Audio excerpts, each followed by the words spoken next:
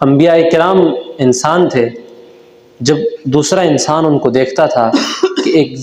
شخص کی زندگی سراپا نور ہے اور اس کی زندگی میں کوئی عیب نہیں ہے اور اس کا ہر کام اخلاقی اعتبار سے، شرعی اعتبار سے بالکل ٹھیک ہے،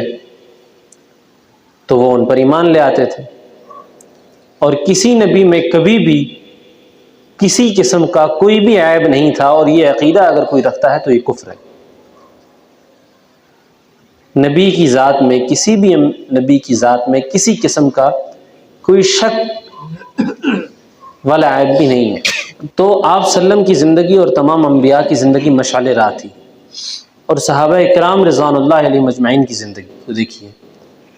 اب اللہ تعالیٰ نے صحابہ کرام رضوان اللہ علیہ مجمعین کو مخاطب کر کے فرمایا وَزَيَّنَهُ فِي قُلُوبِكُمْ وَكَرَّهَ إِلَيْكُمُ الْكُفْرَ وَالْفُسُوقَ وَالْعِصْيَانَ وَحَبَّبَ إِلَيْكُمُ الْإِيمَانَ وَزَيَّنَهُ فِي قُلُوبِكُمْ وَكَرَّهَ إِلَيْكُمُ الْكُفْرَ وَالْفُسُوقَ وَالْعِصْيَانَ، کہ ان کے دلوں میں ایمان پیوست کر گیا ہے، اور وَزَيَّنَهُ فِي قُلُوبِكُمْ وَكَرَّهَ إِلَيْكُمُ الْكُفْرَ وَالْفُسُوقَ وَالْعِصْيَانَ، اور ایمان ان کے دلوں کے اندر مزین ہو چکا ہے، اور صحابہ کرام رضوان اللہ علیہ کی زندگی سراپا احکام شریعت کی پابندی میں ڈھل گئی ہے۔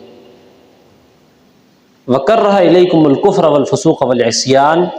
اور ان کے وساوس، خیالات اور تمام چیزیں وہ نیکی کی طرف راغب ہو چکے ہیں، اور کسی منکرات، کسی فسق، کسی عصیان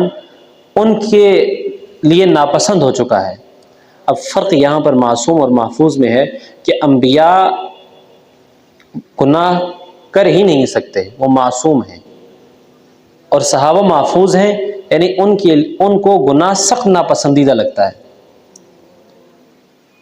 وہ سوچ بھی نہیں سکتے۔ تو صحابہ اکرام رضوان اللہ علیہ مجمعین کی زندگی جو تھی وہ آمینوں کا مصداق تھی، کہ ان کے اندر خوب ایمان اور ایمان کی روشنی بھری ہوئی تھی، اور ان کو برائیاں